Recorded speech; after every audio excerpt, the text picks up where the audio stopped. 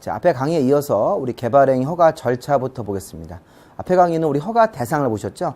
5가지 허가 받는 걸 보셨고 허가 안 받는 예외 규정이 있었습니다. 자, 이번에 허가 신청을 제가 넣었더니 15일 안에 허가 불허가 통지가 와야 된다. 이런 규정부터 한번 살펴보겠습니다. 자, 먼저 허가 처리의 절차 기간이 있는데 허가 신청을 하면 이렇게 15일 안에 허가나 불허가 통지가 와야 되는 것이죠. 자, 근데 이제 중요한 건 뭐냐면 이 허가 불허가 통지는 보시면 여기 보면 서면이나 국토이용 정보체계라는 개념이 있습니다. 자, 우리 과거에는 서면으로만 허가 불허가를 15일 안에 통지했었는데, 자, 인터넷 홈페이지 정부가 운영하는 이 국토이용 정보체계를 통해서 허가 불허가 통지라는 걸 할 수도 있다는 거 사실을 잘 보시고, 만약에 시험 문제에서 이 허가 불허가 통지는 반드시 서면으로만 해야 된다고 그러시면 안 돼요. 서면, 우편, 서면뿐만 아니라 국토이용 정보처리라는 홈페이지를 통해서 통지가 될 수도 있다는 것이죠.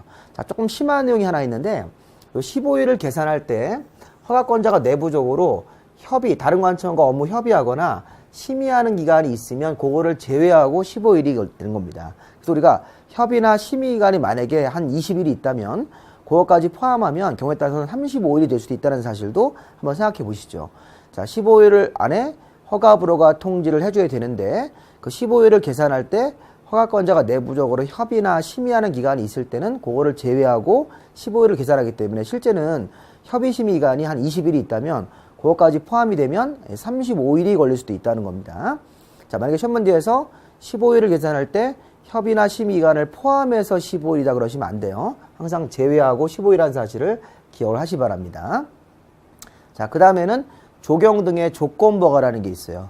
자, 우리 조경 등의 조건부허가는 허가 신청을 냈더니 허가권자가 이 조건을 붙일 수 있다는 거예요. 그래서 우리 법에서는 이 허가 관련된 조건이 5가지가 예시가 돼 있어요. 자, 기반시설의 설치, 동그라미 1번, 위해 방지라는 게 동그라미 2번, 환경오염 방지라는 게 동그라미 3번, 그 다음에 경관 4번, 조경 5번. 우리 이제 이걸 갖다가 줄여서 조경 등의 조건부 허가. 허가권자는 허가 신청한 사람의 의견을 들어서 조경 등의 조건부로 갈 수 있다.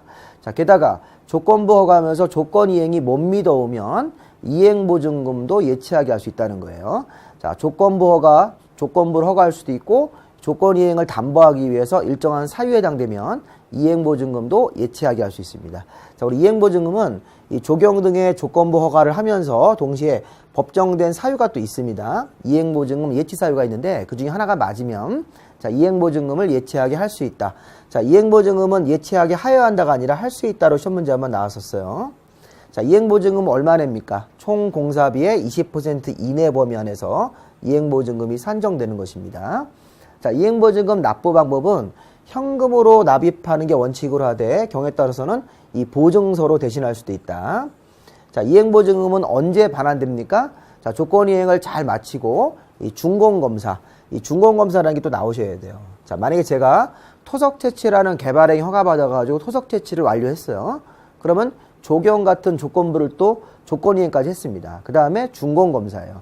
개발행위 완료하고 조건 이행 완료하고 준공검사까지 받아야지만 이행보증금이 반환되는 거니까. 자, 만약에 이행보증금은 조건 이행을 완료하면 즉시 반환한다 그러시면 안 돼요. 준공검사 후 즉시 반환이 되는 것입니다. 반환 시점, 이행보증금 납부 방법, 현금이나 보증서. 이행보증금은 얼마로 계산해서 될 거냐? 총 공사비의 20% 이내 이행보증금은 예치하게 할 수 있다. 임의규정이라는 사실을 잘 확인하시고요. 자, 그 다음에 의견 청취라는 게 뭐냐면 개발행위 허가할 때 주변에 이 도시계획 사업하는 사람이 먼저 있었어요. 공익사업입니다. 자, 이런 도시계획 사업 같은 공익사업하는 사람이 있으면 그 사업에 방해됩니까? 이렇게 그 사업 시행자한테 물어보고 만약에 방해가 된다고 그러면 그 개발행위 허가를 안 내줍니다. 그래서 여기 허가 기준에 해당되기 때문에 주변에 도시계획 사업하는 사람이 있으면 의견을 들어야 되는 거예요. 주민 의견이 아닙니다. 개발행위 허가권자는 개발행위 허가를 내줄 때 주변에 도시계획 사업하는 사람이 있으면 의견을 들어야 된다. 이렇게 우리가 살펴보시기 바랍니다. 자, 우리 그리고 다음에 보시면 허가의 일반 기준 5가지가 있는데 여기 보시면 양가로 1번 면적 기준, 양가로 2번 도시관리계획 같은 내용에 어긋나지 않아야 되고 여기 3번 기준 도시계획 사업 시행에 지장이 없어야 돼요. 우리 앞에서 여기 보면 여기 의견 청취라는 게 있었죠. 허가권자는 허가를 내줄 때 이 도시 계획 사업하는 사람이 있으면 이 공익 사업하는 사람한테 의견을 물어보게 돼 있다고요. 만약에 지장이 있습니다. 그러면 이 허가 기준에 오셔가지고 3번에 걸려버립니다. 여기 걸려가지고 도시계획 사업 시행에 지장이 없어야 되는데 그 도시계획 사업에 지장을 주는 개발행위면 허가를 안 내주는 것이죠. 그럼 뭐 네 번째 보시면 여기 주변 환경이나 경관과 조화를 이뤄야 되고 다섯 번째 기준이 기반시설의 설치 계획 같은 게 적절해야 됩니다. 자, 원래는 이 면적 기준, 도시관리계획 내용하고 잘 맞아야 되는 기준, 도시계획 사업에 지장이 없어야 되고 주변 환경과 경관과 조화, 기반시설의 설치 계획이 적정해야 된다. 이 다섯 가지가 모두 맞아야지 허가가 나옵니다. 그런데 우리 시험 문제에서는 다섯 가지를 다 물어보진 않고 이 다섯 가지 기준 중에서 주로 1번을 많이 물어봤어요. 1번. 자, 1번이 뭐냐면 토지 형질 변경 허가 신청을 넣으면 이게 면적이 맞아야지 허가가 나온다는 거예요. 형질 변경 면적 기준입니다.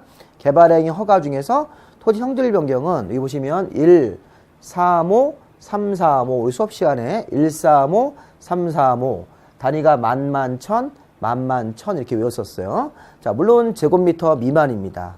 자, 이게 보면 1, 3호, 3, 3호, 만만천, 만만천 미만일 때. 그리고 이제 우리가 숫자를 이렇게 1, 3호, 1, 3호, 3, 4호 이렇게 썼으면 반을 나누시는 거예요. 그런 다음에 끝에부터 자연환경이 제일 규제가 세니까 5천 미만. 자연환경 위에는 농림하고 관리가 있는데 얘네들은 3만 미만으로 허가가 나온다는 거예요. 좀 더 크죠? 자연환경 보존지역이 제일 규제가 셉니다.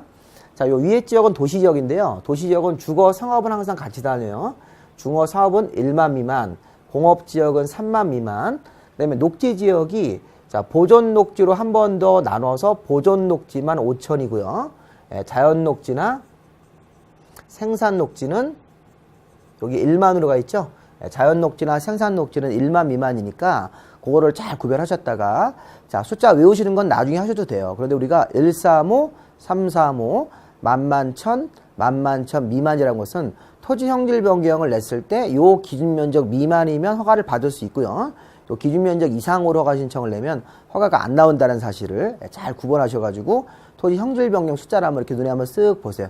자, 외우시는 거 아니에요. 그냥 부담 없이 보시면서 아, 토지를 자, 개발행 허가 신청을 내면 자, 형질 변경을 할 때 1, 3호, 3, 3호라는 면적 기준도 맞아야 된다. 물론 밑에 있는 도시관리계획 내용에 어긋나지 않아야 되고 주변 도시계획 사업에 지장이 없어야 되고 그 다음에 주변 환경과 조화를 이뤄야 되고 기반시설의 설치 계획이 적절해야 된다. 이것도 당연히 맞아야 되겠죠. 그런데 시험 문제에서는 이걸 다 물어보진 않고 다섯 가지 기준이 모두 다 맞아야지 허가가 나오지만 주로 이제 형질 변경을 많이 물어봐요. 1, 3호, 3, 4호 면적 기준을 이렇게 지문으로 만들기가 좋으니까 허가의 기준이 다섯 가지가 있었는데 그중에 형질 변경 기준 한번 잘 생각해 보시라는 거예요. 자, 그리고 이제 다음에 보시면 우리 허가의 제한. 자, 요건 우리 그 행정관청이 우리 당분간 허가 신청을 안 받아주겠습니다. 이렇게 처음에 3년 정도 이내로 제한을 걸 수 있습니다. 자, 도시계획위원회 심의를 거쳐서 처음에 3년 정도 이내에서 개발행위 허가 신청을 안 받아주고 제한을 걸 수 있고 이 제한 사유 중에서 3, 4, 5번 사유는 제한 사유 중에 3, 4, 5번이 있습니다. 얘네들은 자, 여기 한 차례만 2년 정도 이내에서 연장을 할 수 있어요. 제한을. 그래서 우리가 보시면 이 제한 사유가 다섯 가지가 있는데 자, 제가 수업 시간에 공부할 때 이 제한 사유를 공부할 때는 자, 1번하고 2번은 주로 이게 환경이에요. 환경 보호를 위한 제한 사유입니다. 자, 만약에 녹지 지역에서 뭐 수목, 나무들, 조수류, 우리 야생동물들 이런 것들 그렇죠? 조수류.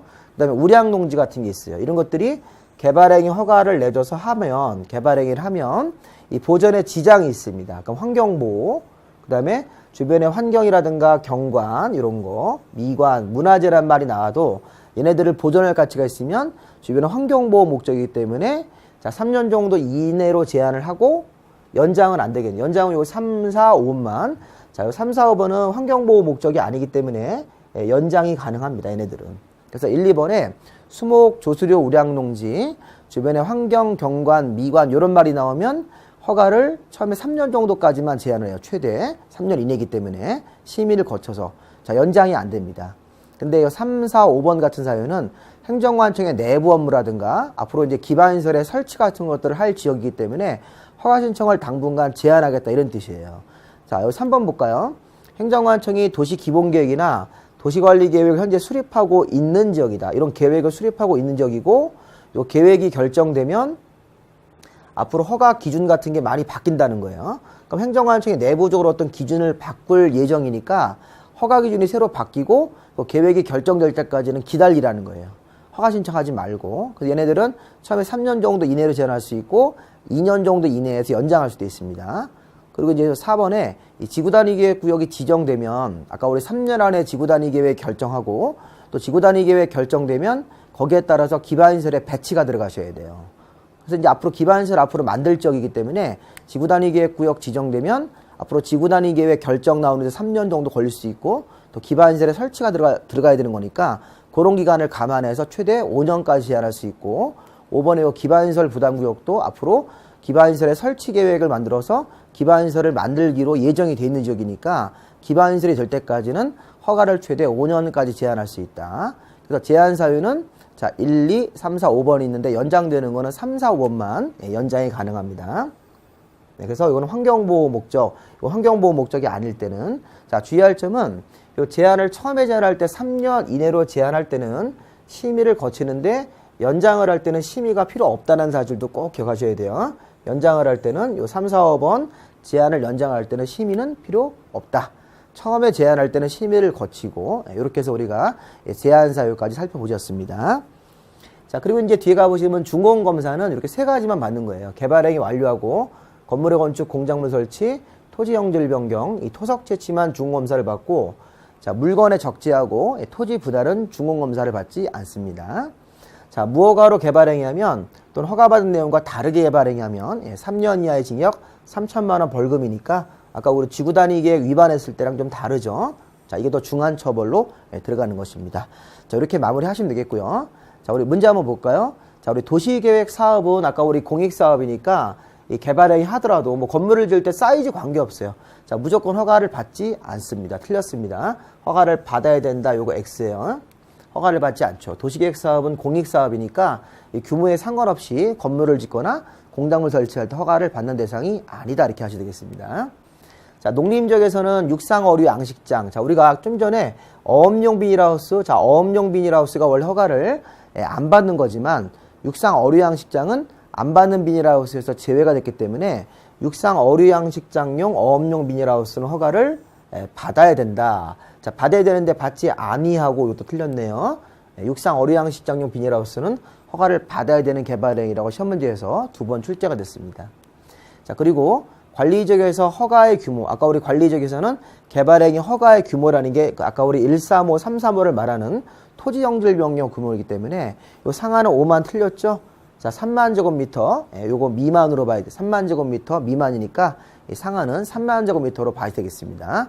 그래서 개발의 허가의 규모가 관리지역에서는 3만 제곱미터 미만이기 때문에 상한이 3만 미만으로만 토지 형질 변경이라는 게 들어가야 되는 겁니다. 그래야지만 허가받을 수 있는 것이죠.